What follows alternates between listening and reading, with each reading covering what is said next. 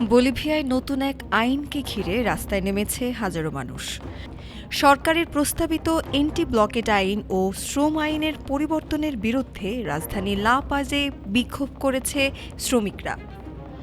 মঙ্গলবার রাজধানী লা পাজে এই বিক্ষোভে অংশ নেয় বলিভিয়ান ওয়ার্কার্স সেন্টার সিওভি এবং ভার্টোলিনা সিসা ফেডারেশন অফ প্রেজেন্ট ওমেন এর হাজারো সদস্য।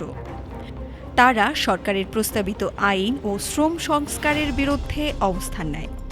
বিক্ষোভকারীরা অভিযোগ করেছে, নতুন এই আইন শ্রমিক অধিকারকে সীমিত করবে এবং প্রতিবাদকে অপরাধে পরিণত করতে পারে।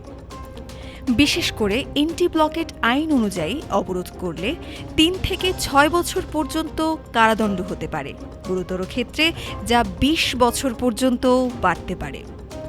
সিওবি এর নির্বাহী মারিও আরগোলা বলেন, সরকার যদি ব্যবসায়িক স্বার্থে কাজ করে তাহলে আমাদের শ্রম আইনের একটি কমাও পরিবর্তন করা উচিত নয়। এই আইন মানুষের দাবি দমন করার জন্য ব্যবহার করা হতে পারে। অন্যদিকে ভার্টোলিনা সিসা সংগঠনের নেত্রী আনা কুইম্পে বলেন, সংগ্রামের মাধ্যমে অর্জিত কৃষি সংস্কার আমরা কোনোভাবেই পিছিয়ে যেতে দেব না।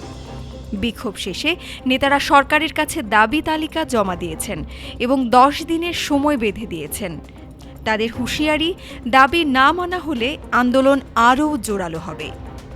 আইন কি শৃঙ্খলা আনে নাকি কণ্ঠরোধ করে? এই প্রশ্নের উত্তর এখন সময়ই দেবে। আর রাস্তায় নামা মানুষের কণ্ঠই হয়তো ঠিক করে দেবে পরবর্তী পথ। News desk, Dhaka today.